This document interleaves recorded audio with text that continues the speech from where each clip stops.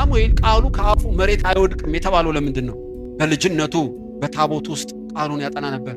እግዚአብሔር መስራት ሲጀምር ከዳን እስከ ቤርሳቤ ሁሉም ሰላምታ ሰጠው። ከልጅነቱ ጀምሮ ያለ ግብዝነት ቅዱስ ቃሉን ያጠና ነበር። ፊልጶስ ወገኖች ሆይ እግዚአብሔር በሚሰራበት ጊዜ ገንዘብ የሆነው ቅዱስ ቃሉን ስላጠና ነው። እባክህ ኤልሳ ከለምጽ አንጽተኛል፣ ብርና ወርቅ ልስጥህ? እኔ የሶሪያ እኮ መከላከያ ሚኒስትር ነኝ። አይ ብርም አልፈልግም። ለምን? በነፃ የተቀበልኩትን በነፃ ስጥን የተባለው የፈወሰ እግዚአብሔር እንጂ እኔ አይደለሁም። ጠንቋይ አይደለሁም፣ የምትገዛው አይደለም። በጸጋ የተቀበልከው ያቀጨቀው ሕያው እግዚአብሔርን። ገንዘብ ራሱ ከጣዖት ጋር ንክኪ ሊኖረው ይችላል። ገንዘብ ብቀበል ፈውሴን በገንዘብ አገኘው ትል ይሆናል። አልነካው። ገያዝ ግን ተከተለው። ጌታዬ እንግዶች መጡበት፣ እባክህ ትንሽ ብርና ወርቅ ስጠኛለሁ። ገያዝ የት ነበርክ አለው። ጓዳ ነበርኩ አለው። ከሰረገላ ወርዶ ብርና ወርቅ ሲሰጥ አላየኸውም? ብርና ወርቅ ለመቀበል ጊዜው ነው ወይ? ኤልያስ ሲነጠቅ እኔ ተተካው። እኔ ስነጠቅ እኮ አንተ ልትተካ ነበር። እግዚአብሔር በሚሰራበት ጊዜ ገንዘብ ልትሆን ነበር። በሚጠፋ ገንዘብ ቀየርከው። ውጣ ከፕሮግራም አለው። በለምጽ ተመቶ ተቆረጠ።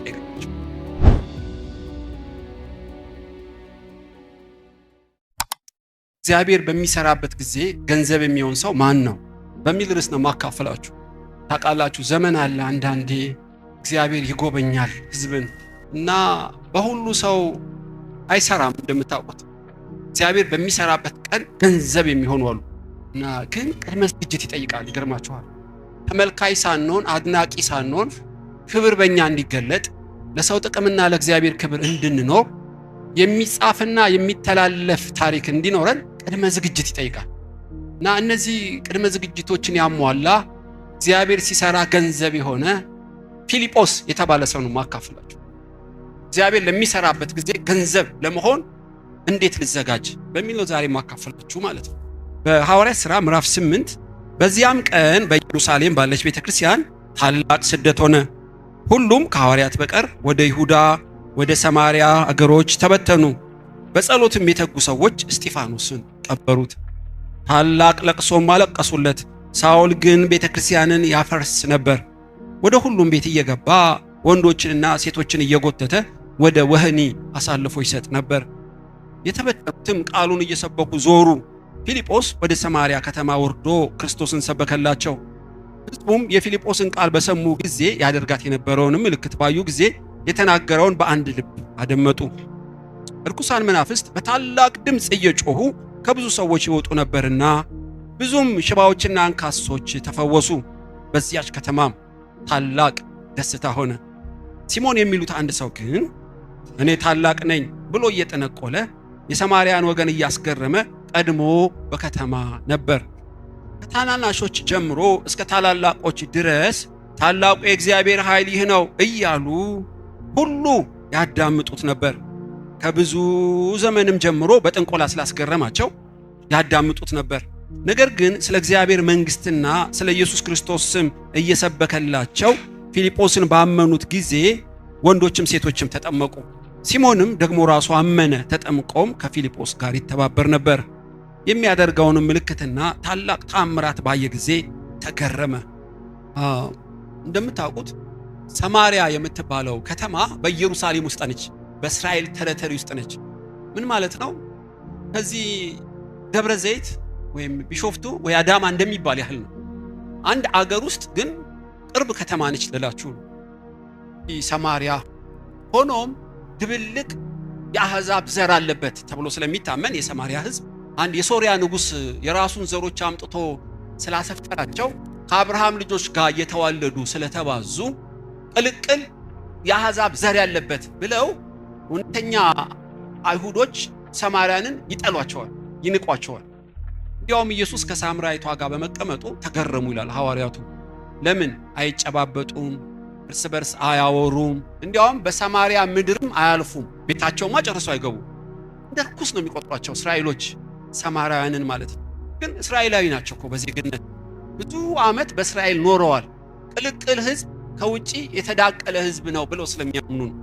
እና ብዙ ነቢያት በኢየሩሳሌም ብዙ ካህናት ቢኖሩም ሰማርያ ሄዶ አንድም ሐዋርያ አንድም ነቢይ ወንጌል አልሰበካቸው። ስለዚህ ክፉን ከመልካሙ የሰይጣንን ከእግዚአብሔር መለየት አልቻሉም ማለት ነው። ለምን? ቃለ እግዚአብሔር ሰምተው አያውቁም። ይችን አጋጣሚ ሲሞን የተባለ ጠንቋይ ጉብ አለባቸው። ሲሞን ማለት ስትሰጡት የሚሰጥ ማለት ነው፣ የጠንቋይ አሰራር እና አንድ ይመስላችኋል። ሲሞን ግን በጣም ብዙ አጋንንቶች ያሉበት ሰው።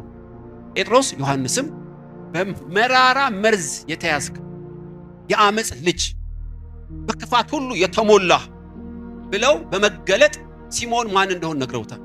ይሄ መርዝ ያሉት መራራ መርዝ ያሉት አመፅ ያሉት የሰይጣን አሰራር በህይወት ውስጥ ነበር። ስለዚህ በሰማርያ ህዝብ ቀይ በሬ አምጪ ይላል፣ እምቢ ካለች ሽባ ያረጋታል። ጥቁር ዶሮ ረጅልኝ፣ እምቢ ካለች ሽባ ያረጋታል። በጣም ፈሩት ማለት ነው። እና አዋቂ ተብለው እንዲያውም ታላቁ የእግዚአብሔር ኃይል የሚል ቅጽል ስም ወጣለት። ታላቅ እኮ የሰይጣን ኃይል ነው፣ እነሱ ግን የእግዚአብሔር ኃይል አሉ። ለምን አሉት? የእግዚአብሔርና የሰይጣንን መለየት አይችሉም። እና ለብዙ ዘመን ከትልቁ እስከ ትንሹ ድረስ ያዳምጡት ነበር፣ ሁሉም ይገዙለት ነበር። ደግሞም ታላቅ የእግዚአብሔር ኃይል የሚል ማዕረግ ሰጡት። ይገርማችሁ፣ የሰማርያ ህዝብ በሲሞን መዳፍ ላይ ወደቀ። ሰማርያ ከንቲባ አላት፣ የሚያስተዳድረው ግን ሲሞን ነው ጠንቋው። እምቢ ካለች አንዷ ትጨነግፋለች፣ ኦ ጌታዬ ተቆጣ ይላል። እና እሱ ለሚላቸው መገበር መገዛት ጀመሩ ማለት ነው። የሚያስፈራ ከባድ እጅ ነበረው። ብዙ ሽባዎች ነበሩ። የሚገርማችሁ ደስታ የሚላቸው ብዙ አንካሳዎች ነበሩ። ለምን? አጋንንት ምድሪቷን ስለሚገዛት ሲሞን የተባለ ጠንቋይ ሰይጣን እሱን ተውሶት ከተማዋን በቁጥጥር ስር አዋላት። ይህንን ሉቃስ ከጻፈልን በኋላ ታሪኩን ወደ ፊልጶስ ያመጣልናል።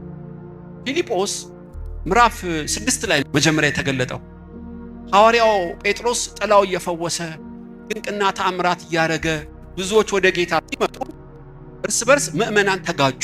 የድቁና ችግር ነው እና ሰበሰባቸው። እኛ ቃልና ጸሎት ትተን እንጀራ ማደል አለብን? እርስ በርስ የምትጣሉት ለምንድን ነው? እዛ ስትጣሉ እኮ ጸጋ መድረክ ላይ ይጎላል። እናንተ አንድ ካልሆናችሁ እኮ ሰይጣን ይፈታተነናል። ለምንድን ነው የምትጣሉት አለ ማለት ነው ጴጥሮስ። አይ እነዚህ ዲያቆን ለሚያውቁት 2 እንጀራ ለማያውቁት 1 እንጀራ እየሰጡ በተለይ ባል የሌላቸውን ሴቶች መበለትን ይበድላሉ እና ምን ይሻላል? ሐዋርያቱ እናንተ ድቁና ስሩ አሉ ማለት ነው። ኖ እኛማ ቃሉና ጸሎትን አንተው። ጌታ የላከን ዋና ተልእኮ እሱ ነው። ነገር ግን እግዚአብሔርን የሚፈራ ጥበብ የሞላበት እምነት የሞላበት ሰዎች ሁሉ የመሰከሩላቸው 7 ሰዎች ለኛ አሳልፋችሁ ስጡን፣ እጅ በመጫን ለድቁና ሥራ እንለያቸዋለን አሉ። ሕዝቡም ደስ አላቸው። ሁሉም በአንድ ድምፅ እስጢፋኖስ፣ ፊልጶስ፣ ጵሩቆስ እየተባለ 7 ሰዎች መረጡ። እጅም በመጫን ለዚህ ሥራ ለዩዋቸው። እና ፊልጶስ የመጀመሪያው ዲያቆን ነበር ማለት ነው። ታውቃላችሁ፣ በድቁና ነው የተጠራው። ስሙ ምዕራፍ 6 ላይ ሐዋርያት ሥራ ላይ ታገኛላችሁ። እና ከዛ እስጢፋኖስ በድቁና ቢጀምርም በከተማ ውስጥ ድንቅና ተአምራት እያደረገ ብዙ ሽባና አንካሳዎች እየፈወሰ ነፃ አውጪ ምኩራብ ውስጥ ቃሉን እየተረተረ እየጨመረ መጣ። ይገርማችኋል። እና በድንጋይ ወግረው ገደሉት። ኢየሱስ ሰማያትን ተከፍቶ በአብ ቀኝ ቆሞ ፊቱ እንደ መልአክ እያበራ እስጢፋኖስ ሩጫውን ጨረሰ ማለት ነው። ይህን ሁሉ የሚያደርገው ሐዋርያው ጳውሎስ ነው። በፊት ሳኦል ይባል ነበር። እስጢፋኖስን ወገረው። ቅዱሳንን ወህኒ ቤት ይጨምር ይገላቸዋል። ኢየሱስን እንዲሰድቡ ያስገድዳቸው ነበር ሳኦል። እና በሳኦል ቁጣ ምክንያት ቤተክርስቲያን ላይ እና ሁሉ ቤታቸው ተሰደው በምድር ሁሉ ሄዱ ማለት ነው። ታውቃላችሁ፣ እስጢፋኖስ ሲገደል ስደቱም ሲጀምር ፊልጶስ በዛም ያሉ አብያተ ክርስቲያናት በምድር ሁሉ ተበተኑ። በእርግጥ በሰማርያ በምድር ሁሉ ወንጌል ስበኩ ያለው ጌታ ነው። የሳኦልን ስደት ተጠቅሞ ቅዱሳን ወንጌል እንዲሰብኩ በዓለም ሁሉ ላካቸው። በዚህ ሰዓት ነው ለመጀመሪያ ጊዜ ፊልጶስ ድንበር ዘለል ሚሽነሪ ሆኖ ወደ ሰማርያ ገባ። ስትሮንግ ሆልድ የተባለውን ሲሞን በቁጥጥር ስር ያዋለውን አጋንንቶች የሰፈሩበትን ሰማርያ ውስጥ ፊልጶስ ዘሎ ገባ። ይገርማችኋል፣ ሲቲ ኢቫንጀሊዝም የሚባል ነው እና በኢየሱስ ስም እያለ አጋንንቶችን ያወጣል፣ ሽባዎች ይተረተራሉ፣ ወንጌልን ይሰብካል። ደስታ ሆነ። አጋንንቶች በታላቅ ድምፅ እየጮሁ ለቀቁ። የከተማው ሕዝብ ሁሉ ወደ ፊልጶስ መጣ። ከሲሞን በላይ የእግዚአብሔር ኃይል በፊልጶስ ላይ ተገለጠ። ድንገት ፊልጶስ ዋኖች ሐዋርያት እያሉ እጅን በአፍ የሚያስጭን ጸጋ በፊልጶስ ላይ ተገለጠ። ይሄ ሲቲ ኢቫንጀሊዝም ይባላል። ከተማን ሁሉ መቀየር የሚችል አንድ የተመቸው ሰው ፊልጶስ ብድግ አለ። ሲሞን ራሱ ተገረመ። በፊልጶስ የሚገለጠው ታሪክ ፊልጶስ ማለት ፈረሰኞችን ይወዳል ወይም ጋላቢ ሰው እንደማለት ነው። እና መንፈስ ቅዱስ ፊልጶስ ላይ ሆኖ ሰማርያን መጋለብ ጀመረ። ሃሌሉያ! እና ለዚህ እግዚአብሔር በሚሰራበት ሰዓት ገንዘብ የሆነ ፊልጶስ ተገኘ ማለት ነው። ከተማዋን አነቃነቀ። ፊልጶስ ራሱ ተንበርክኮ ጌታን ተቀበለ። አታምኑ? ሲሞን ከፊልጶስ ጋርም ይተባበር ጀመር። በኋላ መጣበታለሁ፣ ሊያስመስል ነው በእርግጥ። ሆኖም የፊልጶስ ኃይል ከሲሞን ኃይል በለጠ። ሰይጣን ሲሞንን ተዋሰው፣ መንፈስ ቅዱስ ፊልጶስን ተዋሰው። ሪሲንግሉስ ገቡ። ሲሞንና ተከታዮቹ ተዘረሩ። ኢየሱስ ብቻውን ደመቀ። ፊልጶስ እንዴት መንፈስ ቅዱስ ፊልጶስ ተመቸው? መንፈስ ቅዱስ በሚሰራበት ጊዜ ፊልጶስ እንዴት ገንዘብ ሆነ? የመጀመሪያው ወገኖች ሆይ፣ አንደኛው ፊልጶስ ለተገለጠለት ራእይ ፈጥኖ የሚታዘዝ ማንነት ስላለው፣ ለተገለጠለት ራእይ መታዘዝ ነው አንደኛው። እግዚአብሔር በሚሰራበት ጊዜ ገንዘብ የምትሆነው በትንሹ ከታመንክ ብዙ ይሾመሃል። ስለዚህ በአስራት፣ በመባ፣ በአገልግሎት፣ በሰዓት አይደለም በቢሮ በስራ በእያንዳንዱ በጥቂቱ ከታመንክ አንዱ እግዚአብሔር በሚሰራበት ጊዜ ገንዘብ ለመሆን ዝግጁ ነው ማለት ነው።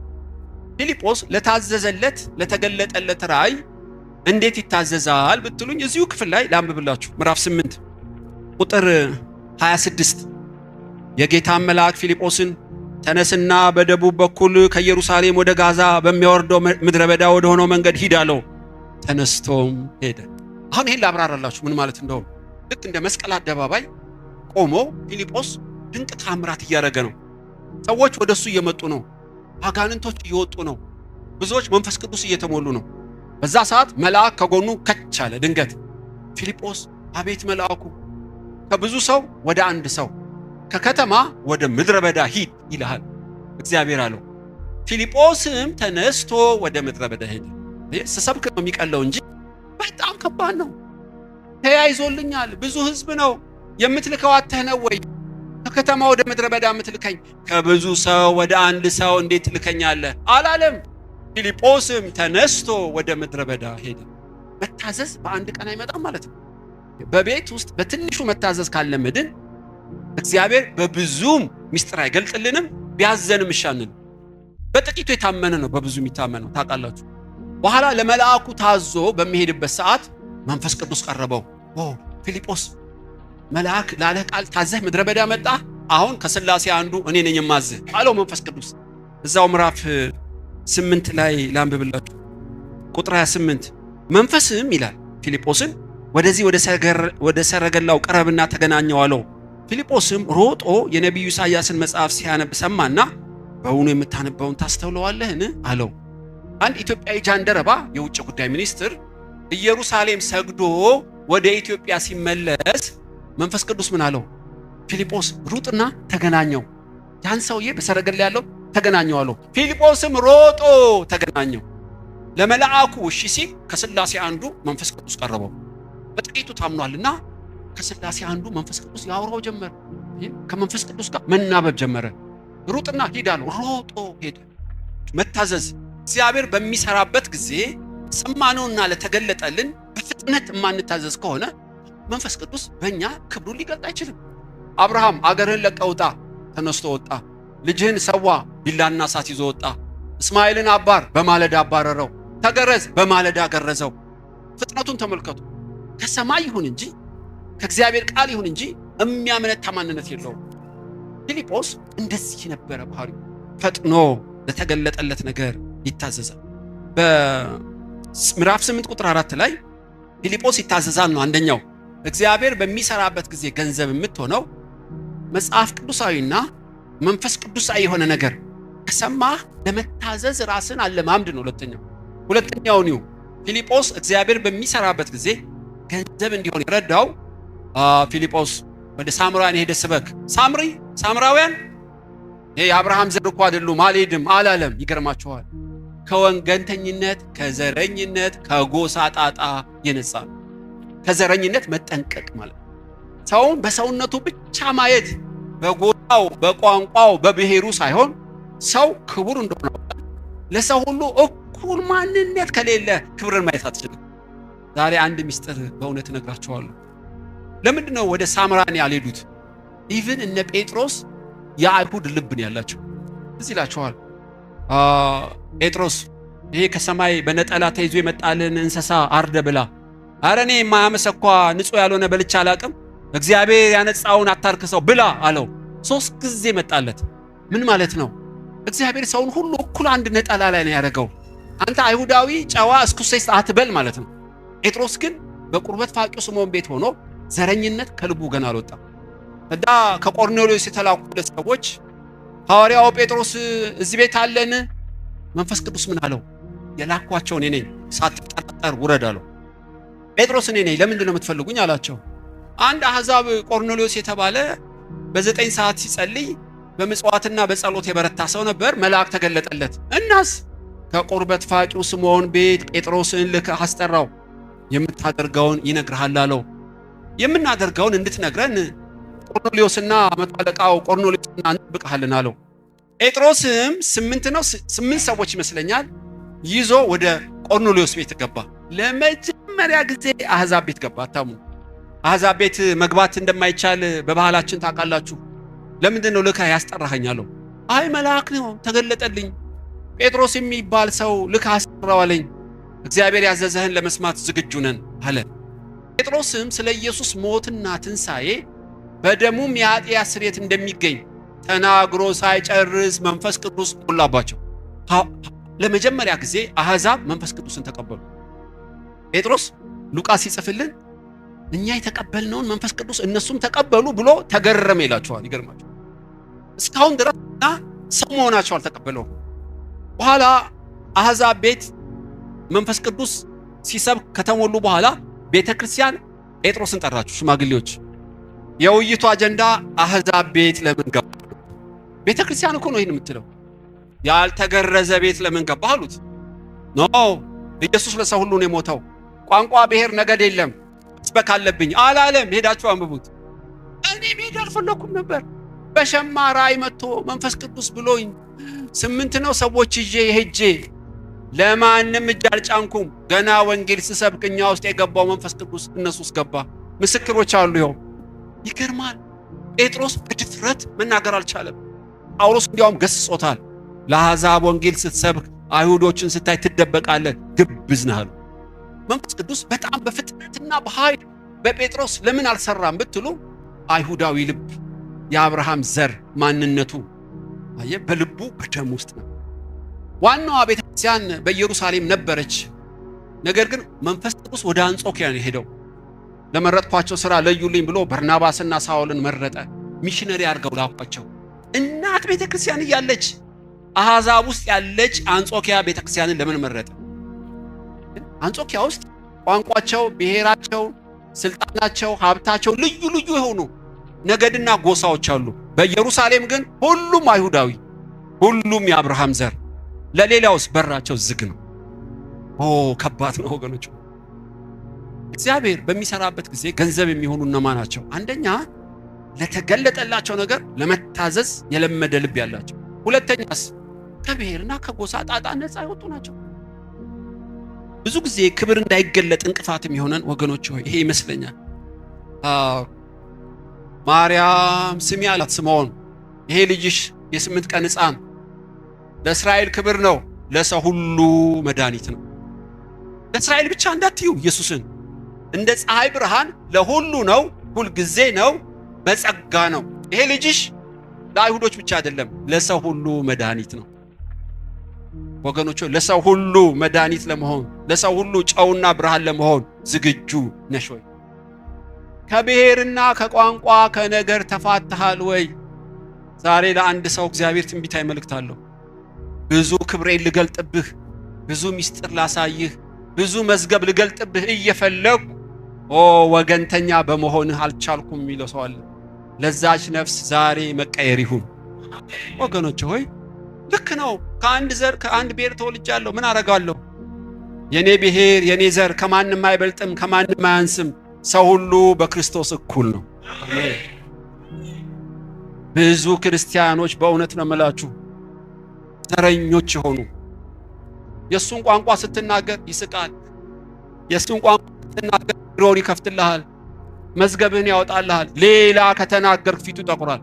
ይሄ ክርስትና አይደለም፣ ሰማያዊ አይደለም፣ መጽሐፍ ቅዱሳዊ አይደለም። ኢየሱስ ለሰው ሁሉ ሞተ። ስለዚህ ነው ከእንዲህ ያለ ዘረኛ ሰው አንድ የገስጸው ሁለት የገስጸው እምቢ ካለስ ሽሸዋ። ለምን ይተላለፋል? ዘረኝነት ታውቃለህ። ቱትስና ሁትስ የተባሉት 90% ነው እንደዚህ ጴንጤዎች ናቸው። ችግር ሲመጣ ወንጌላዊ ሻቦላ ብድግ አረገ፣ ቄሱ ሽጉጥ ያዘ፣ የሌላውን ነገድ እያሳደዱ መግደል ጀመሩ። አታምኑ። ክርስቲያን ነን ይላሉ፣ ደቀ መዝሙር ግን አይደሉም። የገዛ ወንድሙን ሌላ ጎሳ ስለሆነ ገደሏቸው። ቱትስና ሁትስ ይባላል። ኢትዮጵያም ውስጥ ብዙ ነው ታውቃላችሁ። በዘርና በጎሳው ብቻ የተፈናቀለ የተገደለ የተናቀ ተዘቅዝቆ የተሰቀለ ብዙ ነው። ክርስቲያን ምድር የምትባል ኢትዮጵያ 90% አማኝ የተባለ አብዛኛው ኤምአርአይ ስታነሳው ዘረኝነት ውስጥ ነው። ትክክል አይደለም። እግዚአብሔር በሚሰራበት ጊዜ ገንዘብ የሚሆኑ ከዘርና ከዚህ ከሚያመጣው ጣጣ ነፃ የሆኑ ናቸው። እግዚአብሔር ነፃ ያርገን። በእውነት ክብሩ እንዳይገለጥ እንቅፋት ክብሩ እንዳይገለጥ። ይሄ ሰው ፊልጶስ ተመልከቱ፣ ሰማርያ ሄደ ወንጌል ሰበክ፣ በጣም ጥሩ። አሁን ደግሞ ለኢትዮጵያ ይተሰብካል አሉ። በጣም ጥሩ። ለመጀመሪያ ጊዜ ለኢትዮጵያ የሰበከው ፊልጶስ ነው። አታውኑ። እኛ እኮ የአብርሃም ዘር አይደለንም፣ አሕዛብ ከሚባሉት ነው። ነገር ግን ፊልጶስ ለጃንደረባው ወንጌል ሰብኮ ወደ ኢትዮጵያ ወንጌል ላከልን። ከዛስ ጃንደረባውን በምድረ በዳ ካጠመቀው በኋላ ይገርማችኋል፣ በእግሩ ነው ወደ ምድረ በዳ ሄደው። ነገር ግን ከሰማይ ዳመና መጣች። ፊልጶስ አንተ ልዩ ሰው ነህ፣ ጊዜ ማባከን የለብኝም። ብዙ ሰዎች ቢኖሩም እንዳንተ ያለ የለኝም። ዳመና ላይ ቁጭ በላሉ።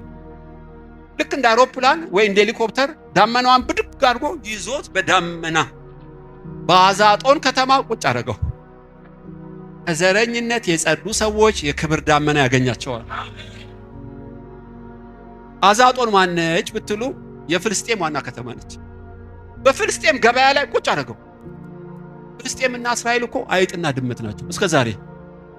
ፊልጶስ ብትጠይቀው ግን እኔ ፊልስጤም እስራኤል አላቅልህም፣ ሰው መሆኑን ነው የማውቀው። ገበያ ማህል ለፍልስጤሞች ወንጌል ሰበክ። ሐዋርያቱ ይሄን ማድረግ አልችሉም። ፊልጶስ ተመችተኛል፣ ዳመና ላይ እንደገና ቁጭ በል። ወደ ቂሳሪያ ይዞ ትልም በዳመና ላይ ከቦታ ቦታ እያዘዋወረ ወንጌል ያሰበከው ፊልጶስ ብቻ ይመስለኛል። እዚህ ስታገኘው እልም ሐረር ታገኘዋለህ። ሐረር ነው ስትለው መቀሌ ታገኘዋለህ። መቀሌ ነው ስትለው ለቀምት ታገኘዋለህ። በምን ፍጥነት እዚህ መጣ ስትል እግዚአብሔር አፋጣኝ መንፈስ ሰጠዋ። በዚህ ጉባኤ እግሮቻቸውን ቀብቶ እግዚአብሔር መንገድ እያዘጋጀ በምድር ሁሉ ወንጌል የሚሰብኩ ይነሳሉ። አሜን። በር የሚከፍትለት ገበታ የሚያዘጋጅለት የክብር በሮች ለዚህ ጉባኤ ይከፈታሉ። ለፊልጶስ ተከፈተለት ወገኖች። ለምን ተከፈተለት? ፊልጶስ ሰውን በሰውነቱ የሚያውቅ ለእግዚአብሔር ለተገለጠለት ፈጥኖ የሚታዘዝ ነው ወገኖች። ዛሬ ሶስተኛውን ልነግራችሁ ፈልጋለሁ። እግዚአብሔር በሚሰራበት ጊዜ ገንዘብ የሚሆን አንደኛ ለተገለጠለት ራእይ የሚታዘዝ፣ ሁለተኛ ከዘረኝነት የጸዳ፣ ሶስተኛስ ቃሉን የተሞላ ጂሰስ ክራይስት ነው የምትለው። በፊልጶስ ዘመን አዲስ ኪዳን የለም፣ ብሉይ ኪዳን ነው ያለው። ኢየሱስ ደግሞ በብሉይ ኪዳን በስውር ነው የተጻፈው፣ በምሳሌ ነው የተጻፈው፣ በግልጥ አይደለም። በበጎች ነው፣ በቤተ መቅደስ ነው፣ በመርከብ ነው፣ በቅባት ነው። ታውቃላችሁ፣ በብዙ ጎዳና በብዙ አይነት ነው እንጂ እንደ አዲስ ኪዳኑ ግልጥ አላለም። በብሉይ ኪዳንን ተውሰ ኢየሱስን መስበክ ከባድ የስክሪፕቸር ኖሌጅ ይጠይቃል። ፊልጶስም ወደ ሰማርያ ሄደ፣ ኢየሱስንም ሰበከላቸው። የእግዚአብሔር ቃል ሙላት በዚህ ጉባኤ ይፍሰስ። እግዚአብሔር በሚሰራበት ጊዜ ገንዘብ የምትሆነው ቅዱስ ቃሉ ማጥናት ስትጀምር ነው። ቃሉ ከሌለ እንደ ብልጭ ብሎ እንደሚጠፋ ከዋክብት ነው የምትሆነው፣ ወይም እንደ ጭድ እሳት ነው፣ ቡክ ብለህ ትጠፋለህ። የእግዚአብሔር ቃል የተሞላ ሰው ሙሉ ቀን እስከሚሆን እንደሚጨምር የፀሐይ ብርሃን እየደመቀ ይመጣል። የእግዚአብሔር ቃል ጥናት ወገኖች፣ ብዙ ጊዜ ስለሰበኩ ምናልባትም በዩቲዩብ ሰምታችሁ ይሆናል። አርባ ምንጭ ለአገልግሎት ተጠራው። እስከዛሬ አልረሳውም በእውነት። እና 7 ቀን የሰበኩት ሰኞ እስከ እሑድ ማለት ነው። በጋሞኛ ነበር የሚተረጎመው። እኔ አማርኛ፣ እነሱ በጋሞኛ። ህዝቡ ሜዳ ላይ ነው። በቃ ደስ የሚል ጉባኤ ነበር። አልረሳውም። የዛሬ 25-30 ዓመት ይሆናል። እና እየሰበኩ መጨረሻ በሬ አረዱና እኛን ለመጋበዝ ስጋ እየተጠበሰ ነው። ስጋው እስኪጠበስ በቆሎ ውስጥ ገብቼ ልጸልይ ብዬ ለመጀመሪያ ጊዜ ገጠር በቆሎ ውስጥ ገብቼ ከዋክብት እያየሁ መጸለይ ጀመርኩ። የዘላለም አምላክ ያኔ የተነሱ ነበሩ። ስልክ ቁጥርሽ እንደዚህ ነው፣ ሳሎን ቤትሽ ገባው፣ ስም የሚጠሩ ነበሩ ያኔ። እኔ ለምን ነው የማይታየኝ? ስሰብክ ቃል ብቻ ነው እንጂ ስልክ ቁጥሩ አይታየኝ። ባዶዋ ገባዋል። ለምን አይኔን አትከፍትልኝም ብዬ መጸለይ ጀመርኩ። እና ምንም የሰማው ድምፅ የለም። ጌታ ሆይ በገንዘብ ብዙ ገንዘብ ቢመጣ እወድቃለሁ? በተቃራኒ ጾታ የሚወድቅ ማንነት አለኝ ወይስ ክብርን እሻማለሁ? ለምንድን ነው ሰማያትን የማትከፍትልኝ? መልስ የለም።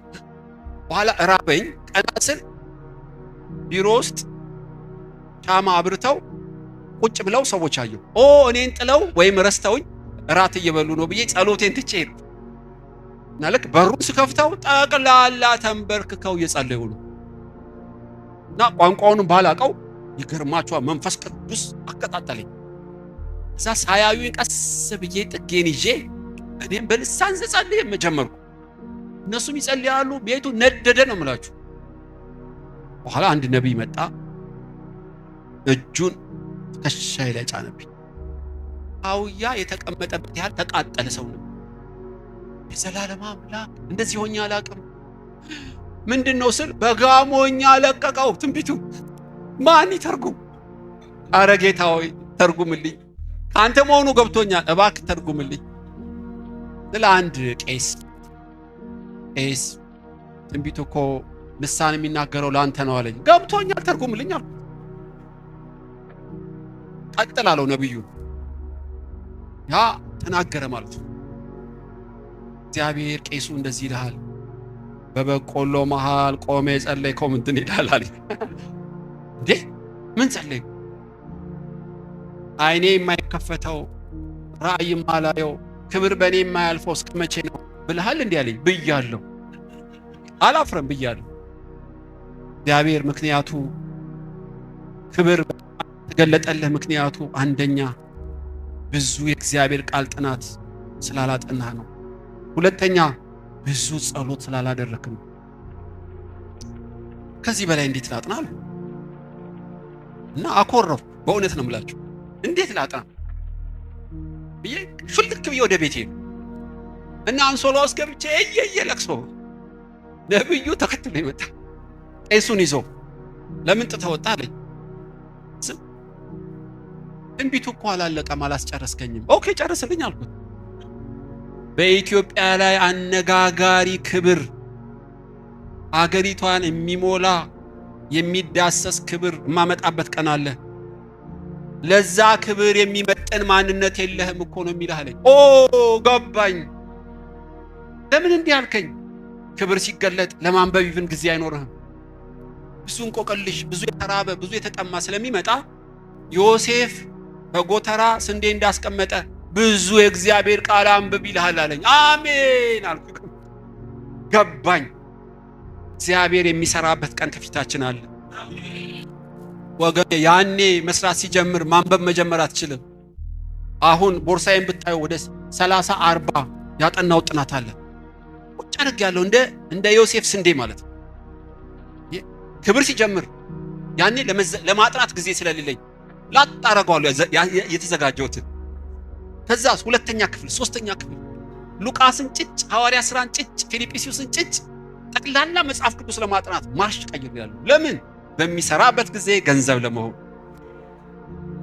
አሁን ስታጠና ማምለክ ጀመርክ ማለት ነው። ሳሙኤል ቃሉ ከአፉ መሬት አይወድቅም የተባለው ለምንድን ነው? በልጅነቱ በታቦት ውስጥ ቃሉን ያጠና ነበር። እግዚአብሔር መስራት ሲጀምር ከዳን እስከ ቤርሳቤ ሁሉም ሰላምታ ሰጠው።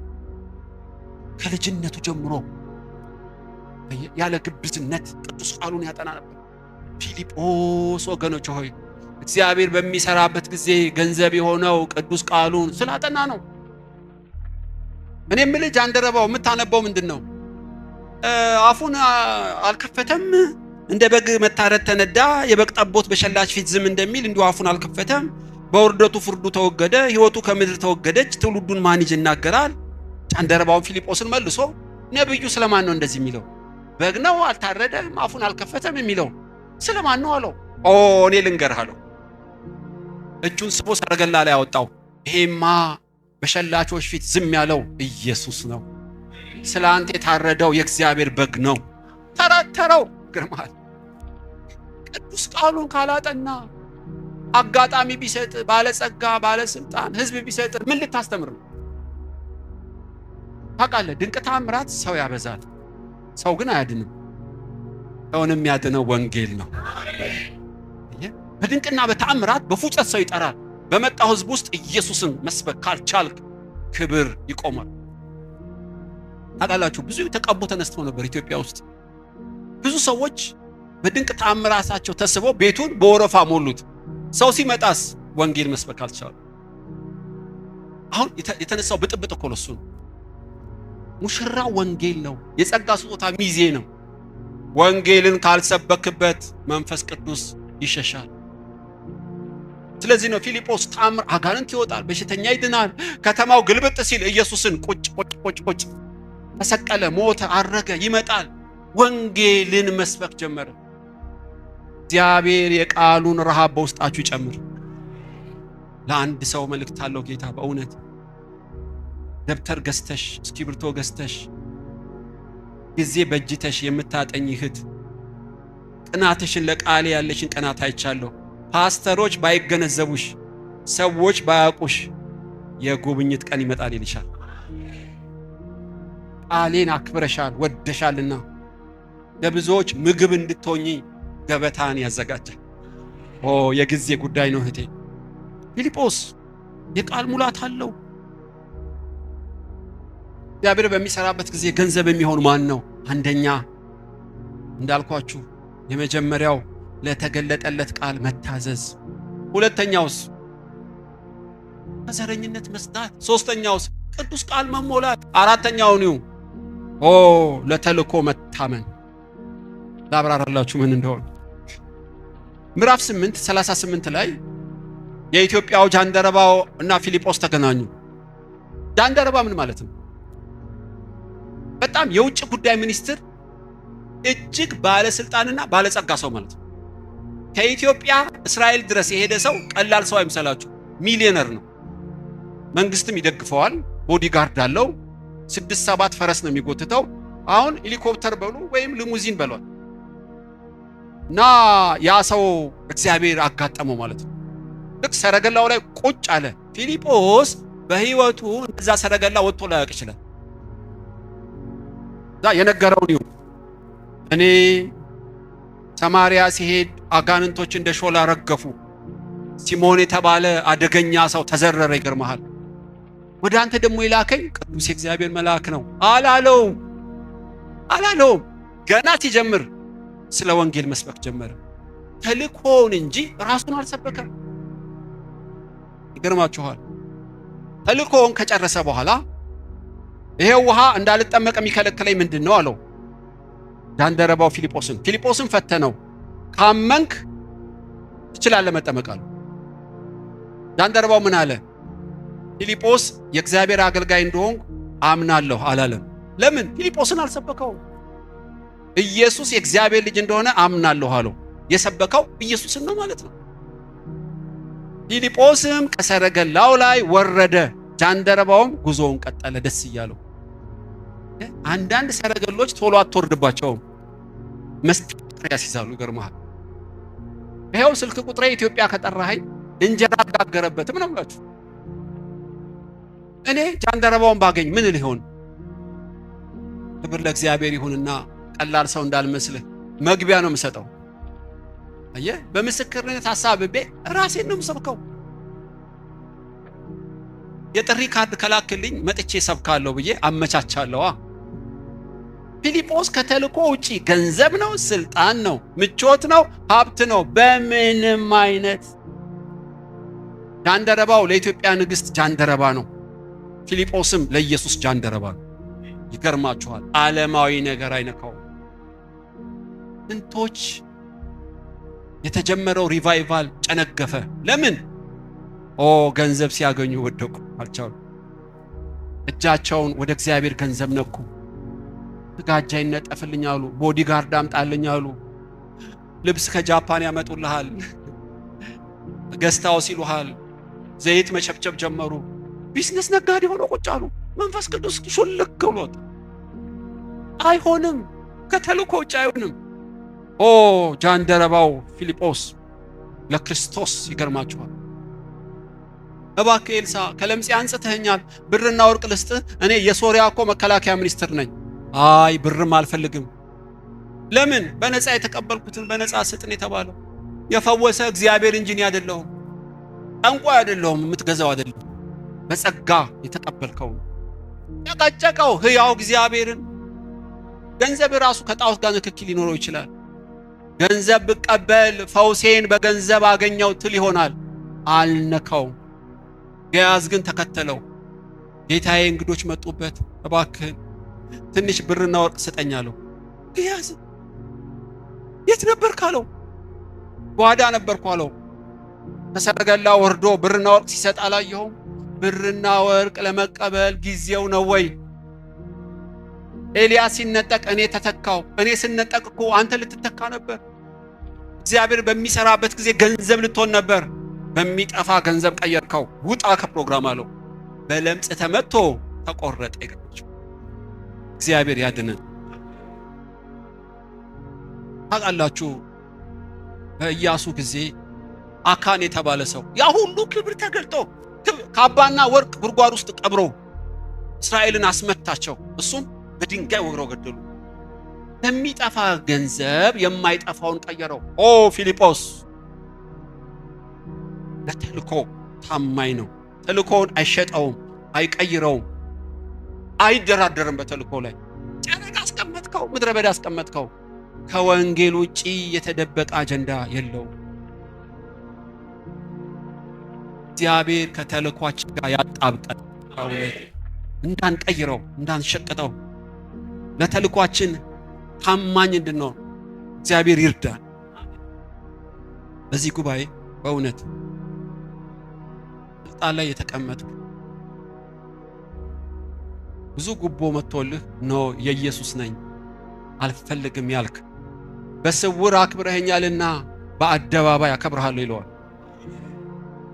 ድሉ እያለ እንደ ዘመን መቦጨቅ እየቻልክ ለጡረታ ማስቀመጥ ጥሪ ቀርቦልህ የልጅነቴን አምላክ አልቀይረውም ለምኜ በላለሁ እንጂ አላሳፍረውም ያልክ አትለምንም። እግዚአብሔር የጉድጓድ የሕይወት ምንጭ ያፈልቅልሃል። ለይስሐቅ እንዳፈለቀው ሮሆቦት የሆነ ሌሎች ኮፒ የማያደርጉት ለብቻ ልዩ በረከትን ይሰጣል። ወገኖች አሉ፣ የኢየሱስ አርበኞች ሃሌሉያ፣ እዚህ ጉባኤ አሉ።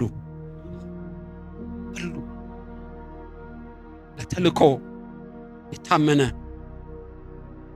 ወንጌልን የማይሸቅጥ ይሁዳ ኢየሱስ ኮንፈረንስ ያደርግ ስንት ሰው ይድናል አይልም። ስንት መባ ይሰበሰባል፣ ከዛ ስንት ሰርቃለሁ ነው የሚለው። ጉዳዩ አይደለም። አምላክ በስጋ ከጎኑ ሆኖ ይሁዳ ስለ ገንዘብ ነው የሚያስበው። የዘላለም አምላክ ነው የምትለው። ሐናና ሰጲራ ስትሸጡት የናንተ ነው፣ ሳትሸጡትም የናንተ ነው። መንፈስ ቅዱስን ለማታለል ለምን ደፈራችሁ? ጠላዬ እየፈወሰ ክብር ቤቱን ሞልቶ የበለጠ ክብር ለመጠማት እንጂ ውሸት፣ ሌብነት ምን አመጣው? ትሞታላችሁ። ሁለቱም ጭጫ